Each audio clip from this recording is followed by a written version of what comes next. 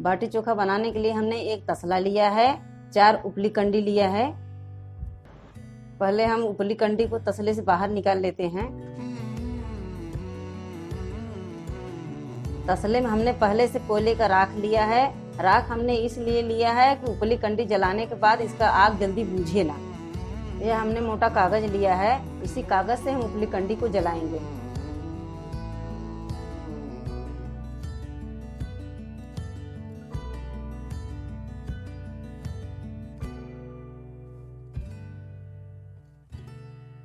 अब हमने कागज को जला दिया है। अब इसके बगल बगल से उपली तोड़ तोड़ कर हम रख देते हैं। जब भी आप ये वाला बाटी चोखा बनाइएगा तो उपली कंडी को छत पे जलाइएगा या फिर घर के बाहर जलाइएगा, क्योंकि इसे आप खुले स्थान पर जलाइएगा कि इसका धुआं बाहर निकल जाएगा। अगर आप घर में जलाएंगे तो आपका घर काला हो जाएगा। ये हमारा उपली कंडी जलने लगा है। अब इसे हम चिमटे से पलट देते हैं। जब तक हमारा उपली जल रहा है तब तक के हम बैगन को चाकू से काट कर देख लेते हैं कि हमारा बैगन अंदर खराब तो नहीं है। बैगन को आप जब भी भूनेंगे तो बीच में थोड़ा से चाकू से काट कर तब भूनेंगे। अगर हम बैगन को चाकू से नहीं काटेंगे तो बैगन भूनते समय फट सकते हैं। इस तरह हम बैगन को भून लेते हैं। ये हमारा बैगन धीरे धीरे पकने लगा है। अब इसके बगल बगल हम टमाटर को रख देते हैं।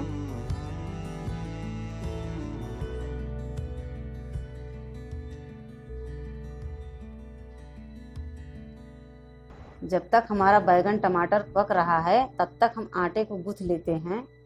हम बहुत नरम आटा नहीं गूँथेंगे, हम टाइट आटा गूँथेंगे। अगर हम नरम आटा गूँथेंगे बाटी भूनते समय इसमें उपली कंडी का राख चिपक जाएगा। अगर हम टाइट आटा गूँथेंगे तो इसमें उपली कंडी का राख कम चिपकेगा, जिससे बाटी भूनने के बाद उपली कंडी का राख हम सूती कपड़े से साफ कर सकते हैं। ये आटा को हमने गूँथ लिया है। अब इसे हम कपड़े से ढक कर रख देते हैं। अब हम बैगन टमाटर को पलट देते हैं इस तरफ।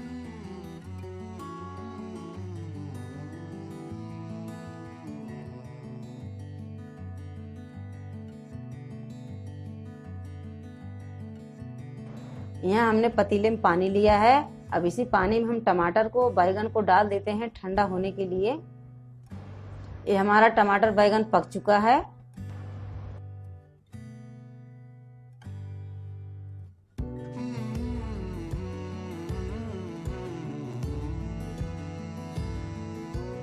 एक एक करके हमने बैगन और टमाटर को पानी में डाल दिए हैं ठंडा होने के लिए। अब इसके बगल हम आलू रख देते हैं पकने के लिए। अब हम उपली कंडी से आलू को ढक देते हैं।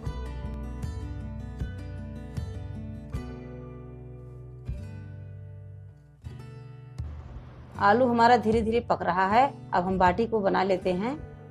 ये आटे को हमने 10 मिनट के लिए ढक कर रखा था। ये आटा हमारा खिल गया है। अब हम बाटी को बना लेते हैं। हम छोटी छोटी लोई काट कर बॉल की तरह बाटी बना लेते हैं।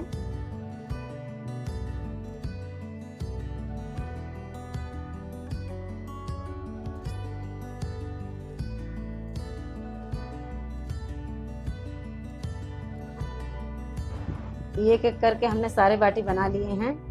अब हम आलू को इस तरफ पलट देते हैं।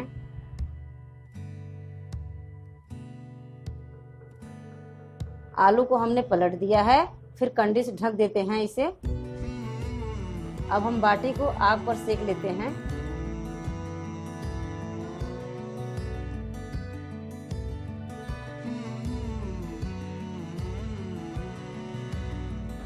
एक एक करके हमने सारे बाटी को आग पर रख दिए हैं।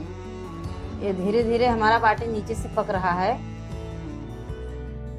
अब हम बाटी को पलट देते हैं।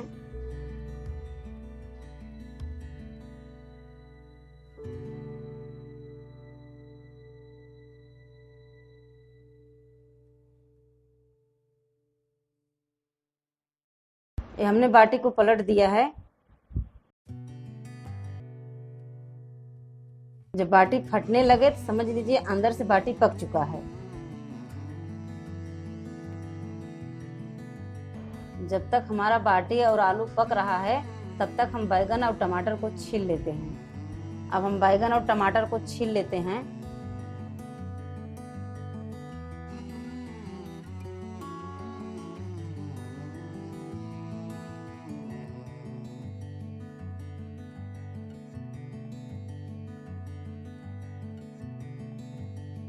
ये बैगन हमने छील लिया है।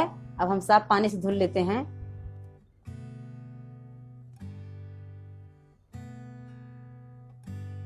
इसी तरह हम एक एक करके सारे बैगन और टमाटर को छीलकर साफ पानी से धुल लेते हैं।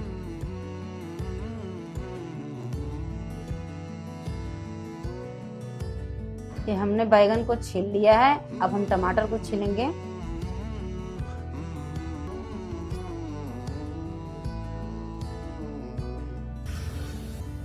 ये बैगन और टमाटर को हमने छीलकर साफ पानी से धुल लिया है। ये बाटी हमारा पक चुका है। अब इसे हम निकाल लेते हैं। ये देखिए हमारा बाटी ऊपर से फट गया है, अंदर तक अच्छे से पक चुका है। ये सारे बाटी हमारे अच्छे से पक चुके हैं। इसको हम निकाल लेते हैं। एक एक करके हमने सारे बाटी को निकाल लिए हैं। यहाँ हमने साफ सूती कपड़ा लिया है। अब इसी कपड़े से हम बाटी के ऊपर लगे राख को साफ कर लेते हैं। इस तरीके हम बाटी के ऊपर लगे राख को साफ कर लेते हैं।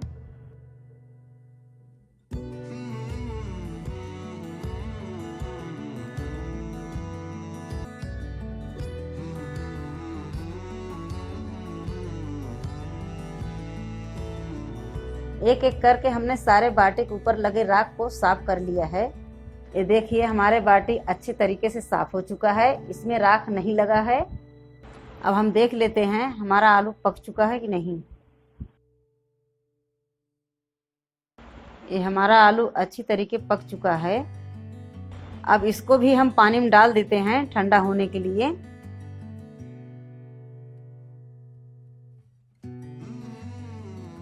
ये हमारा आलू ठंडा हो चुका है। अब इसको हम छील लेते हैं। ये आलू को हम चम्मच से छील लेते हैं।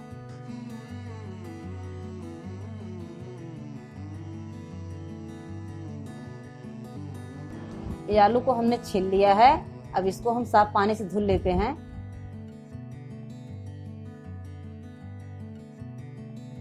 इस तरीके हम सारे आलू को छील लिए हैं और साफ पानी से धुल लिए हैं।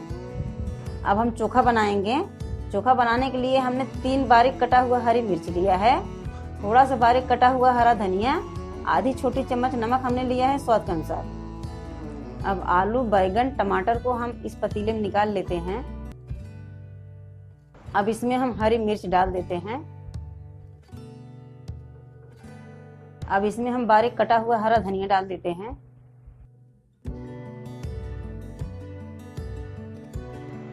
अब इसमें हम नमक डाल देते हैं स्वाद के अनुसार। अब इसमें हम 1 बड़े चम्मच सरसों का तेल डाल देते हैं।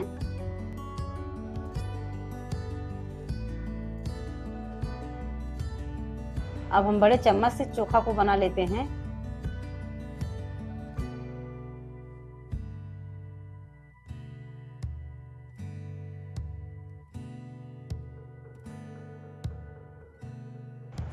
ये हमारा चोखा तैयार हो चुका है।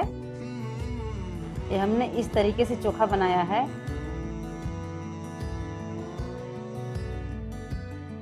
इस तरीके से हमारे बाटी चोखा तैयार हो चुके हैं। यहाँ पर हमने देसी घी लिया है। अगर आप देसी घी डालकर खाएंगे बाटी चोखा का स्वाद अच्छा लगेगा। आप इस तरीके बाटी में देसी घी डालकर खा सकते हैं। ये हमारा बाटी चोखा बनकर तैयार हो चुका है। इसे आप भी खा सकते हैं, अपने मेहमानों को भी खिला सकते हैं।